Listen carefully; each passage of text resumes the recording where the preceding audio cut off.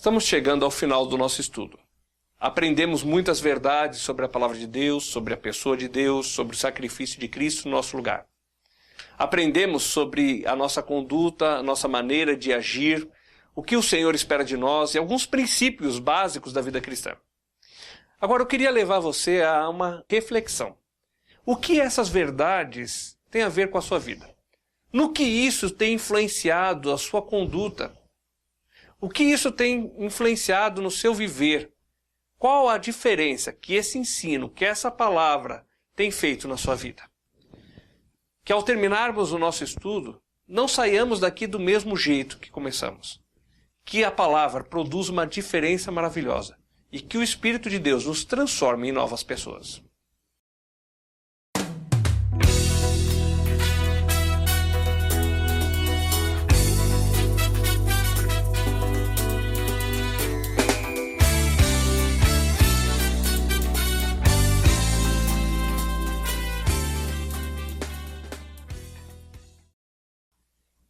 Na última lição, nós paramos em Marcos, capítulo 14, verso 22. Vamos ler lá? E, enquanto comiam, tomou Jesus um pão e, abençoando-o, o partiu e lhes deu, dizendo: Tomai, isto é o meu corpo. Jesus se reúne com seus discípulos naquela noite. Eles estavam comendo a Páscoa, comemorando a Páscoa. E naquela hora, ele vira para os discípulos e diz assim: olha, esse pão simboliza o meu corpo, que vai ser dilacerado, partido por vós. Depois ele continua, versos 23 e 24.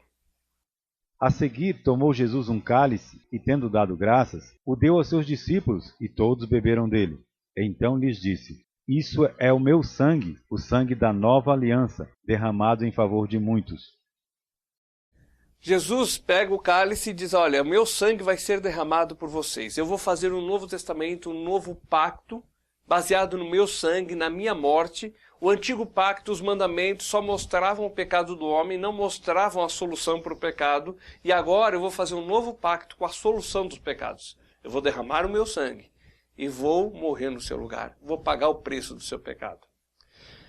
Bom, esse ato de comer o pão e tomar o cálice se chama a ceia do Senhor. Vamos ver lá em 1 Coríntios, capítulo 11, um pouquinho sobre isso, verso 23.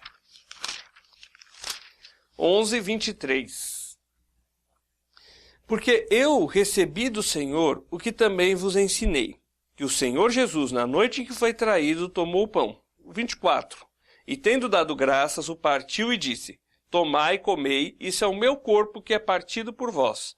Fazei isso em memória de mim. Jesus, naquela ceia da Páscoa, naquela noite, deixou para nós o exemplo do que ele queria que nós fizéssemos. Anos depois, Jesus mesmo falou para Paulo: olha, vocês devem comemorar a ceia, devem sempre praticar isso para lembrar o que eu fiz por vocês. Então a ceia do Senhor não é uma instituição humana, não é uma instituição da igreja, mas é uma instituição de Jesus Cristo. Ele disse para que tomássemos a ceia. Outra coisa também é que é um memorial, é onde nós lembramos o que Jesus fez por nós. A ceia não deixa você mais santo. Na ceia, o pão não se transforma em corpo de Cristo, e se você morder, de repente vai sair sangue. A ceia é simplesmente para que nós lembremos o que Jesus fez por nós. Então, quando você estiver na igreja e tomar a ceia, você vai comer o pão e você vai lembrar: Jesus deu a vida no meu lugar. Quando você tomar o suco, você vai lembrar: Jesus derramou o seu sangue.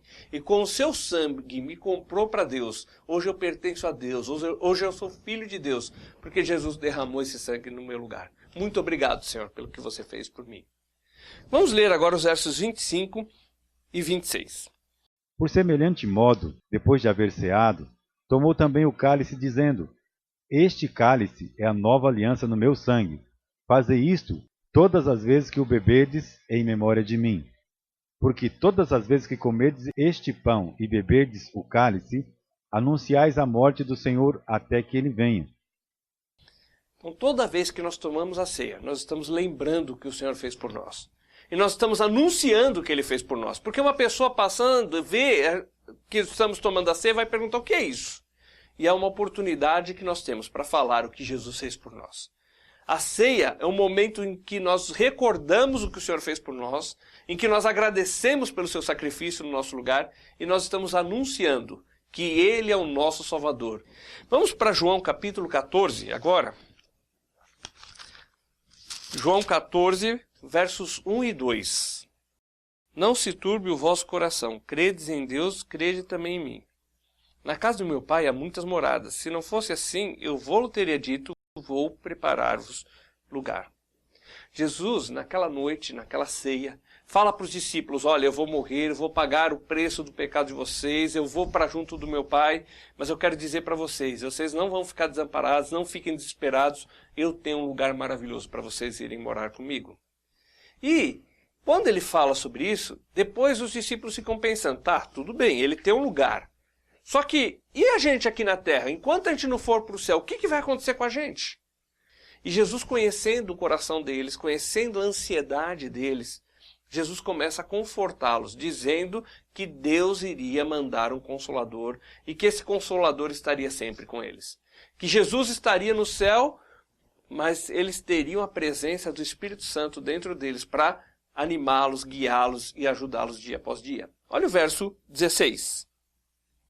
E eu rogarei ao Pai, e ele vos dará outro Consolador, a fim de que esteja para sempre convosco. Jesus, enquanto estava aqui no mundo, ele estava limitado a um corpo físico. Se ele estava dentro de um barco com Pedro, Tiago e João, ele não poderia estar em terra com os outros discípulos.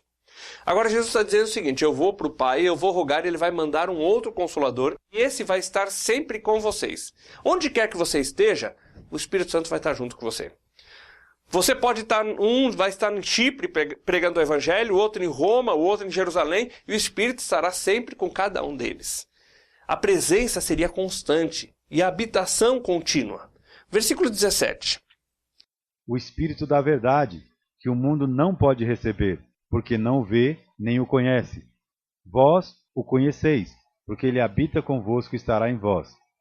O Consolador é o Espírito Santo, o Espírito da verdade, o Espírito que revelou aos profetas a verdade de Deus, o Espírito que mostrou para nós a verdade das palavras de Deus. Esse Espírito, só aquele que creu em Jesus pode receber. O mundo não vai receber. Quem não creu em Jesus não tem como receber esse Espírito. Lá no texto de Efésios, capítulo 1, versículos 13 e 14, nós já estudamos, mas vamos ler lá de novo. Efésios 1, versos 13 e 14. Talvez você diga, mas eu já li esse verso.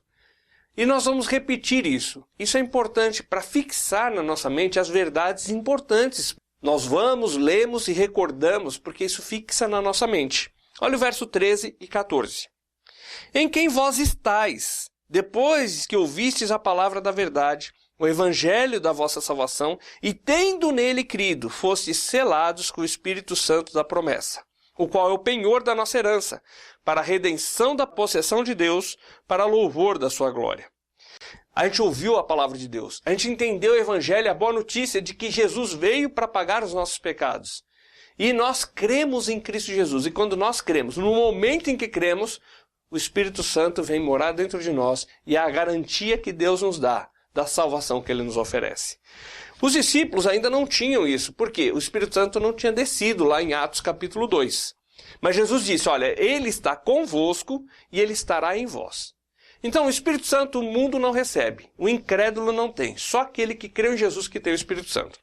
Vamos olhar aqui numa figura para tentar ilustrar, entender um pouco o que é o Espírito Santo está convosco e estará em vós.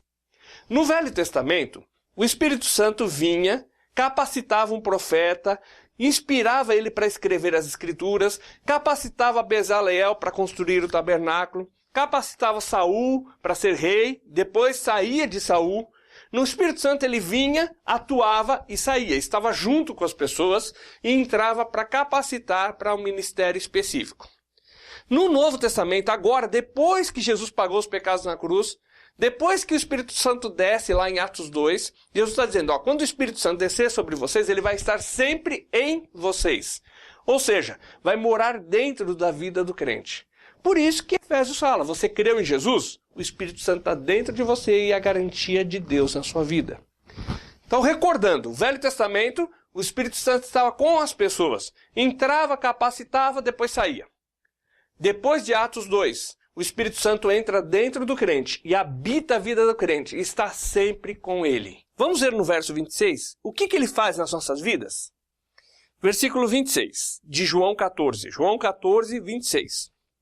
Mas o Consolador, o Espírito Santo, a quem o Pai enviará em meu nome, esse vos ensinará todas as coisas, e vos fará lembrar de tudo o que vos tem dito. Jesus disse para os discípulos, olha, ele vai vir, ele vai morar em vocês, vai ficar sempre com vocês, vai garantir a salvação de vocês, e ele vai ensinar vocês o que vocês devem saber, o que vocês devem fazer, como vocês devem agir. Ele também vai, além de ensinar vocês, além de ajudar, ele vai lembrar aquilo que eu já ensinei vocês. Aquilo que você já sabe da palavra de Deus, o Espírito Santo te ajuda a lembrar. Na hora que você precisar tomar uma decisão, e você já conhece o que a Bíblia diz, ele vai lembrar você disso. Na hora que você precisar saber sobre algo de Deus, ele vai te ensinar. Ele usa a palavra. E ele fala aos nossos corações através da palavra de Deus. Ele é um instrumento de Deus para nos conduzir também. Capítulo 16, versículos 6 e 7. Pelo contrário, porque vos tenho dito estas coisas, a tristeza encheu o vosso coração. Mas eu vos digo a verdade, convém-vos que eu vá, porque se eu não for, o Consolador não virá para vós outros. Se, porém, eu for, eu vos-lo enviarei. Jesus está falando para os discípulos, olha, é melhor que eu vá e o Espírito esteja com vocês. É melhor para vocês. O Espírito vai ajudar vocês a lembrar o que eu ensinei, o Espírito vai ensinar vocês. Lembra, Jesus estava limitado a um corpo físico. Se ele estava ensinando um grupo na Galileia, os que estavam em Jerusalém não estavam recebendo aquele ensino. Agora o Espírito estaria morando dentro de cada um que creu, lembrando e ensinando. Agora o incrédulo, ele não recebe o Espírito Santo, ele não tem esse Espírito para ensinar, para fazer com que ele lembre. Mas então quer dizer que o Espírito Santo não trabalha na vida do incrédulo? Não. O Espírito Santo ele trabalha, mas ele trabalha de uma forma diferente. Olha só o versículo 8. Quando ele vier, convencerá o mundo do pecado, da justiça e do juízo. O papel do Espírito Santo é convencer o mundo de que ele é pecador. Então ele trabalha na vida do incrédulo. Quando você estava estudando a palavra de Deus lá no começo, que você ainda não conhecia Jesus, o Espírito Santo estava ali cutucando a tua vida para você entender que você é um pecador e que precisa de Jesus Cristo. O papel dele para com o mundo é convencê-los. Ele não habita o incrédulo. Mas ele fica mostrando as verdades de Deus para o incrédulo para que ele seja convencido da palavra de Deus e se converta a Jesus Cristo. Versículos 9 até 11. Do pecado, porque não creem em mim. Da justiça, porque eu vou para o Pai e não me vereis mais. Do juízo, porque o príncipe deste mundo já está julgado.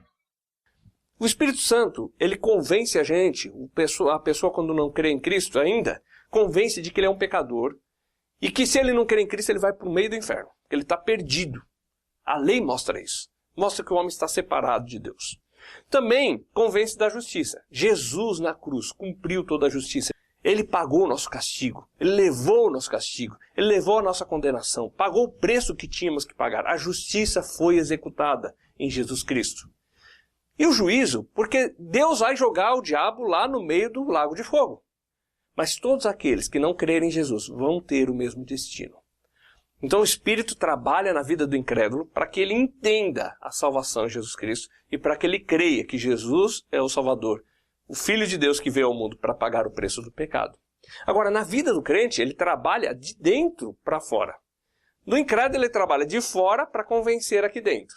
Agora, nós não, ele habita dentro de nós e ele trabalha de dentro, ensinando, relembrando e o que mais? Vamos continuar lendo, versos 12 a 15. Tenho ainda muito que vos dizer, mas vós não o podeis suportar agora. Quando vier, porém, o Espírito da verdade, ele vos guiará a toda a verdade, porque não falará por si mesmo, mas dirá tudo o que tiver ouvido e vos anunciará as coisas que hão de vir. Ele me glorificará, porque há de receber do que é meu, e vô-lo há de anunciar. Tudo quanto o Pai tem é meu. Por isso é que vos disse que há de receber do que é meu, e vô-lo há de anunciar. O Espírito Santo, ele vem e ele nos ensina, ele nos lembra, ele mora dentro de nós, ele é a garantia de Deus e ele nos guia, na verdade. Quando você não sabe o que você vai fazer, Quando você precisa tomar uma decisão, é Ele que pode guiar os seus passos, dirigir a tua vida, te dar um rumo. Quando você estiver passando por um problema, Ele faz você lembrar um texto das Escrituras que vai te animar naquela hora difícil. Ele vai te ajudar a tomar a decisão correta. Ele vai te ensinar o que deve ser feito. E o papel do Espírito Santo, além de fazer tudo isso na nossa vida, é glorificar Jesus Cristo. Muitas pessoas têm invertido esse valor. As pessoas estão querendo produzir glória ao Espírito, falando muitas coisas por aí. Mas o papel do Espírito não é glorificar a si, mas é glorificar a Cristo. O que vem do Espírito, a adoração que vem do Espírito, o ensino que vem do Espírito, ele sempre conduz glória a Cristo e não a si mesmo. Vamos continuar lendo? Agora vamos para Atos, capítulo 1, versículos 1 e 2. Escrevi o primeiro livro, ó Teófilo, relatando todas as coisas que Jesus começou a fazer e a ensinar, até o dia em que, depois de haver dado mandamentos, por intermédio do Espírito Santo aos apóstolos que escolhera, foi elevado às alturas. Lucas havia escrito o Evangelho de Lucas para Teófilo, contando o que Jesus fez, o que Jesus ensinou, e ele fala que esses mandamentos que Jesus deixou e os ensinos que Jesus deixou foi sob a direção do Espírito Santo. Quando Jesus subiu aos céus, antes de subir, ele deixou muitas ordens aos seus discípulos. E uma delas é que eles esperassem em Jerusalém. Mas vamos ler o verso 3 antes de falar sobre isso.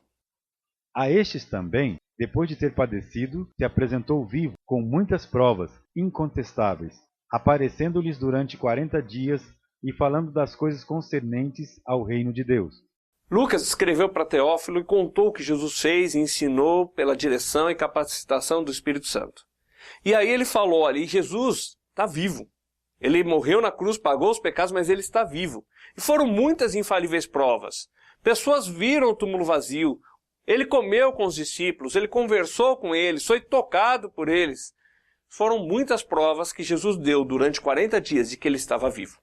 Em 1 Coríntios, capítulo 15, versículo 3, vamos lá?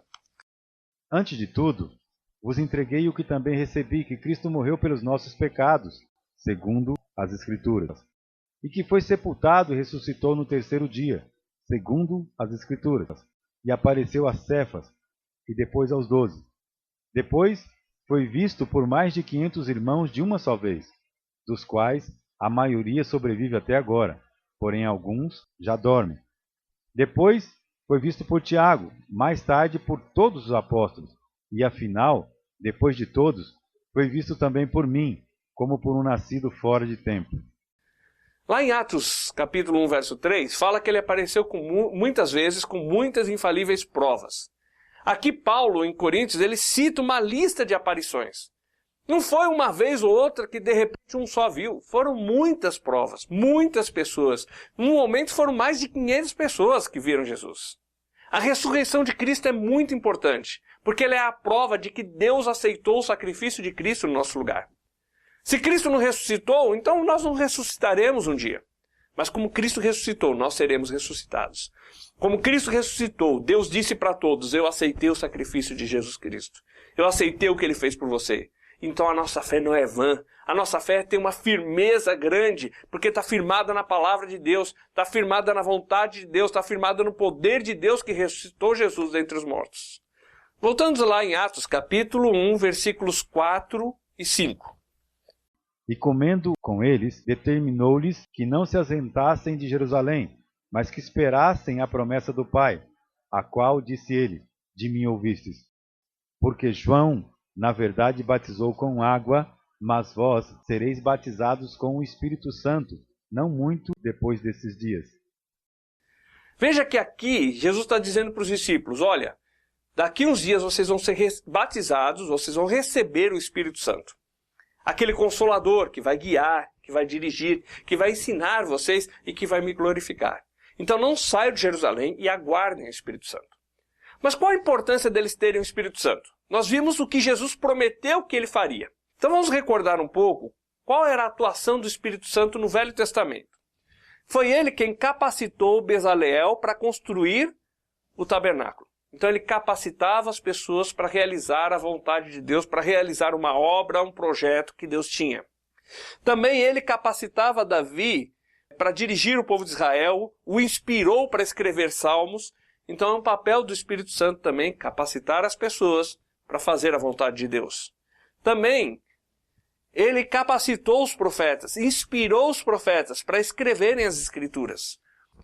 Já no Novo Testamento, nós vemos que Jesus ensinou no poder do Espírito, na capacitação do Espírito Santo. Nós vimos também que tudo o que ele fez, a autoridade que ele tinha sobre os demônios, a autoridade que ele tinha sobre as doenças, os milagres que ele operou, acalmou a tempestade, o vento, o mar lhe obedeciam, tudo isso foi feito no poder do Espírito Santo. Até a ressurreição de Lázaro. Foi Jesus orando ao Pai, a atuação do Pai, do Filho e do Espírito juntos, operando o milagre de ressuscitar um morto. Cristo foi até a cruz e pagou os nossos pecados. Tudo no poder, na direção do Espírito Santo. Jesus disse que o Espírito viria e habitaria em nós para o quê? Para nos lembrar, para nos ensinar, para dirigir o nosso viver, para nos conduzir e para glorificar o seu nome. Agora, o que os discípulos ficaram fazendo enquanto aguardavam a descida do Espírito Santo? O que eles faziam depois que o Espírito veio? Então vamos ler alguns versos em Atos. Atos capítulo 1, nós vamos agora para o verso 14. Todos estes perseveravam unânimes em oração e súplicas, com as mulheres, com Maria, mãe de Jesus, e com seus irmãos. Uma das coisas que os discípulos ficaram fazendo, enquanto não descia o Espírito Santo, eles se reuniam. Eles tinham prazer de estar juntos. Isso é uma coisa importante para nós pensarmos. Eu criei em Jesus como meu Salvador. A Bíblia diz que então eu sou filho de Deus. Você creu em Jesus como seu Salvador. Então você é filho de Deus. Agora nós somos irmãos em Cristo Jesus. O prazer do nosso Pai é ver os seus filhos juntos. E nós devemos ter o prazer de estar junto com as pessoas que compartilham da mesma fé que nós. Porque juntos nós animamos um ao outro. Juntos nós aprendemos mais da palavra de Deus. Uma ilustração que nos ajuda a entender a necessidade que nós temos de estar junto com outros irmãos é da brasa. Se você quer apagar o fogo, você pega as brasas e espalha aquelas brasas. E elas estando sozinhas, elas vão esfriando até apagar.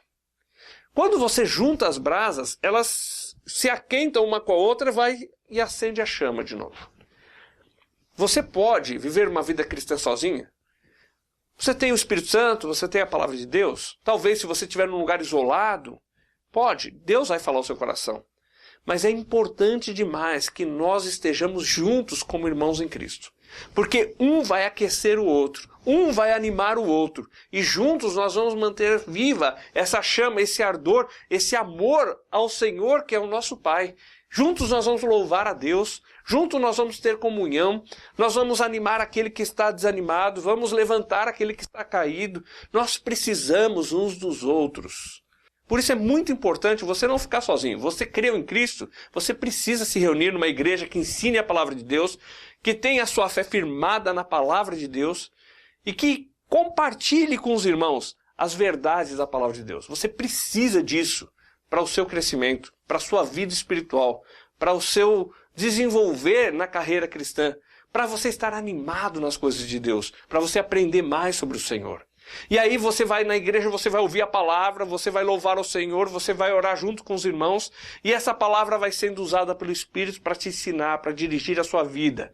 E um irmão anima o outro, e um afia o outro, e nós juntos crescemos para a honra e glória do nosso Senhor Jesus Cristo. Nós precisamos um do outro, nós precisamos da comunhão da igreja, nós precisamos de aprender juntos e crescer juntos. Vamos em Atos capítulo 1, versículos 6 e 7. Então, os que estavam reunidos lhe perguntaram: Senhor, será este o tempo em que restaures o reino a Israel? Respondeu-lhes: Não vos compete conhecer tempos ou épocas que o Pai reservou pela sua exclusiva autoridade.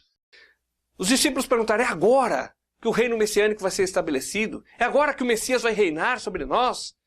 E aí Jesus falou: olha, não se preocupem com isso agora, isso pertence a Deus. Para vocês eu tenho algo mais importante nesse momento. Sabe, muitas vezes nós nos perdemos em discussões, por que isso, por que aquilo, e se fosse assim, e se fosse daquele jeito, e nos esquecemos do mais importante, daquilo que o Senhor está pedindo de mim e de você. É claro que nós queremos entender mais, e é importante isso, Mas às vezes nos perdemos em tantos detalhes, em tantas discussões sem fim, e esquecemos do que o Senhor espera de nós como seus filhos. Olha o verso 8 agora. Mas recebereis poder ao descer sobre vós o Espírito Santo, e sereis minhas testemunhas, tanto em Jerusalém, como em toda a Judéia, e Samaria, e até os confins da terra. Jesus disse para os discípulos assim, olha, em vez de se perderem em discussões sem fim, em vez de ficarem tentando descobrir quando o reino será estabelecido, gastem o seu tempo sendo minhas testemunhas, levando essa mensagem de salvação a outros povos. Não é errado nós queremos entender as profecias bíblicas. Há até textos que incentivam que nós entendamos essas profecias. Agora, as pessoas às vezes se perdem em querer marcar datas, coisa que o Senhor não marcou. E ficam se perdendo em debates sem fim e se esquecem do que Jesus pediu delas. Jesus disse, sereis minhas testemunhas. Jesus espera que você, que eu, que cada um de nós, falemos para os outros o que Jesus fez em nós. Nós só podemos ser testemunhas do que nós vimos, do que nós experimentamos. Tanto que em Atos, capítulo 4, os discípulos são questionados pelos fariseus e olha só o que eles falam para os fariseus, para o sinédrio daquela época, aquele grupo de religiosos. Capítulo 4, versos 19 e 20. Respondendo, porém, Pedro e João lhes disseram, julgai vós se é justo diante de Deus ouvir-vos antes a vós do que a Deus, porque não podemos deixar de falar do que temos visto e ouvido. Jesus disse para os discípulos, vocês vão ser minhas testemunhas. Quando Pedro e João foram confrontados pelo sinédrio, eles responderam para eles, nós não podemos deixar de falar do que nós vimos e ouvimos. Isso é o que o Senhor espera de nós como seus discípulos. Nós temos que ser testemunhas do que Ele fez por nós. Não podemos deixar de falar do que nós temos visto, o que Ele tem feito nas nossas vidas. Aí você diz assim, mas eu não sei falar direito e eu não sei se eu vou conseguir lembrar os versos da Bíblia, eu não sei se eu vou conseguir saber o que falar. Por isso que Jesus disse, vocês vão receber o Espírito Santo. Ele vai ser o poder, a virtude de Deus que vai te ajudar o quê? A lembrar o que Jesus disse, que vai te ensinar na palavra, que vai te dar coragem, que vai te capacitar, que vai dirigir você para você saber o lugar, a hora, como falar e como fazer. Mas você não pode deixar de ser testemunha. E aonde você vai ser testemunha? O texto aqui diz, em Jerusalém, Judéia, Samaria e até os confins da terra. Jerusalém era a cidade onde eles estavam, Judéia era o estado e Samaria era o estado vizinho. E até os confins da terra, onde existisse um povo isolado ou uma pessoa isolada que precisava ouvir do amor de Jesus Cristo. Jesus quer de nós, Ele espera de nós que nós levemos esse amor e essa mensagem para todas as pessoas ao nosso redor. Por onde quer que nós formos, Ele quer que você fale do amor dEle. Ele quer que você fale para o seu vizinho, para o seu amigo, para o seu parente, para o seu irmão, para o seu pai, para o seu colega de trabalho, para o seu colega de escola. Ele quer que você seja uma testemunha dele, que você fale do que ele fez na sua vida, do amor dele. O amor de Cristo deve nos constranger, deve nos conduzir a levar essa mensagem àqueles que precisam. Que a gente seja como Pedro e João, que a gente diga assim, eu não posso deixar de falar do que eu tenho visto e ouvido. Que você seja um instrumento de Deus para levar essa palavra. Em Mateus capítulo 28, vamos lá, Mateus 28, versículo 18. É a mesma ordem de Jesus, só que Mateus citando alguns detalhes que Lucas não citou ali. Verso 18. Jesus, aproximando-se, falou-lhes dizendo, toda a autoridade me foi dada no céu e na terra. Ide, portanto, fazei discípulos de todas as nações, batizando-os em nome do Pai, e do Filho, e do Espírito Santo, ensinando-os a guardar todas as coisas que vos tenho ordenado. E eis que estou convosco todos os dias, até a consumação do século. Jesus disse, eu tenho toda a autoridade, foi-me dada toda a autoridade, e com essa autoridade eu estou enviando vocês. E aqui, se você olhar o verso 19, você vai ver dois imperativos, ide e ensinai. Se você for no original grego, você vai ver que a palavra para ide não está no imperativo, está no gerúndio. Então Jesus falou assim, indo ensinai. Isso quer dizer para nós o seguinte: por onde quer que você vá, onde quer que Deus te leve, você deve ser testemunha de Jesus Cristo. Você deve falar para as pessoas do amor de Jesus Cristo. Você deve falar para elas o que Ele fez na sua vida. E você ensina a palavra, ensina que Jesus fez. E depois você vai começar a ensinar essas pessoas, depois que elas creem, a guardar as palavras do Senhor. Ou seja, você tem um trabalho muito grande.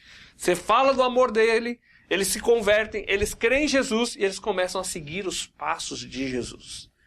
Onde quer que Deus te leve, você tem que ser testemunha. Você não pode deixar de falar do que você tem visto e ouvido. Agora, talvez Deus vai te levar a um lugar distante. Talvez Deus queira te levar aos confins da terra. E eu quero dizer para você, não diga não ao Senhor. Concorde com Ele. Se Ele estiver te incomodando para ir lá para o meio da China, vá. Se Ele te incomodar o coração para você ir lá no meio dos índios, no Amazonas, vá. Porque onde quer que o Senhor te leve, é o melhor lugar do mundo. Onde quer que Ele te leve, você deve testemunhar dele. Hoje no Brasil, por exemplo, existem 320 povos diferentes. Cada um com a sua cultura, muitos deles, a grande maioria deles, com a sua própria língua. E nem metade deles sabem sobre a salvação em Jesus Cristo. Mas por que isso acontece? Porque Deus tem chamado pessoas, tem desafiado pessoas para falar dele para esses povos, mas alguns têm dito não ao Senhor. Alguns têm sido rebeldes ao Senhor. E Ele está querendo desafiar a sua vida, a minha, a não fechar os olhos nem os ouvidos para aquilo que Ele quer de nós. Nós não podemos fechar os olhos às necessidades que tem no mundo. Nós não podemos fechar os nossos ouvidos para a voz de Deus que nos chama para ir até os confins da terra. Quando eu era criança, tinha 9 anos de idade, meus pais receberam um casal de missionários em casa, e meus pais tinham um coração com a obra missionária, como tem até hoje, e eles estavam conversando sobre o trabalho entre os índios.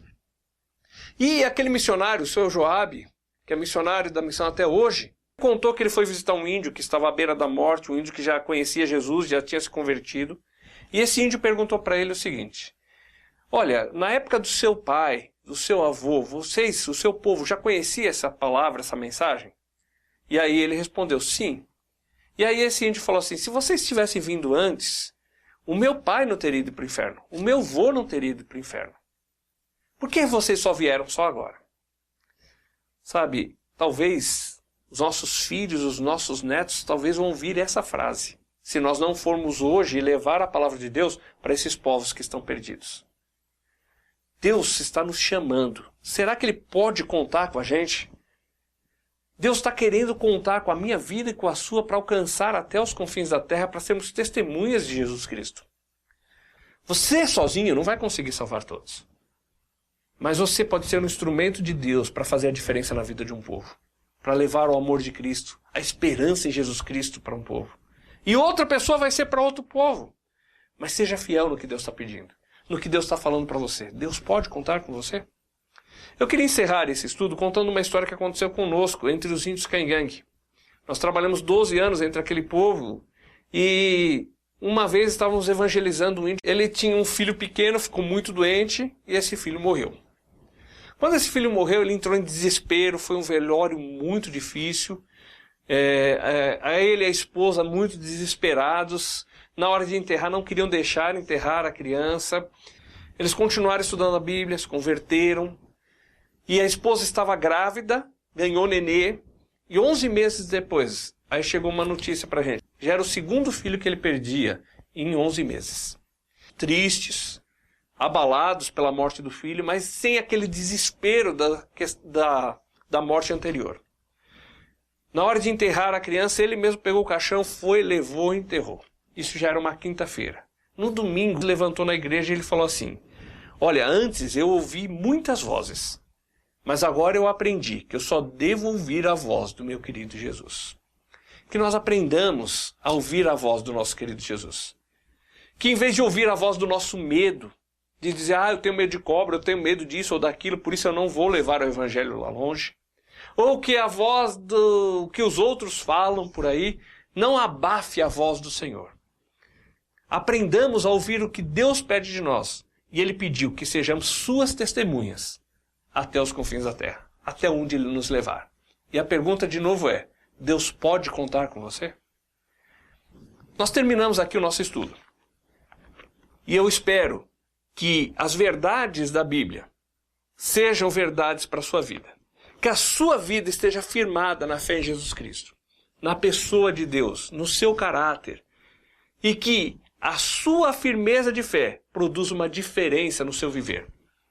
E um desejo, um anseio por obedecer à voz do Senhor. Que Deus te abençoe. Agora eu gostaria de orar por cada um de vocês que tem feito esse estudo. Senhor, nós te louvamos por cada vida, por cada pessoa que tem ouvido a tua palavra e pedimos a tua bênção sobre cada família, sobre cada lar. Pedimos que o Senhor guarde, proteja, faça resplandecer o teu rosto sobre a vida de cada um.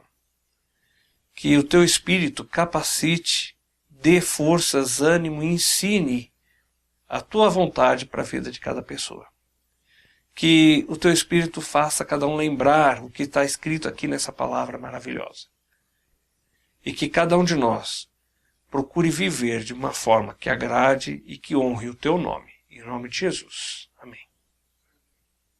Eu queria convidá-los a assistir os extras. Lá a gente vai ver a progressão desse ensino, entender um pouco mais de tudo que está envolvido no ensino bíblico, que a gente já estudou do Além do Véu, Deus Revelado, e também do Além do Véu, Firmados na Fé. E também vamos ver um pouco mais sobre a obra missionária. E até uma próxima oportunidade que o Senhor nos der.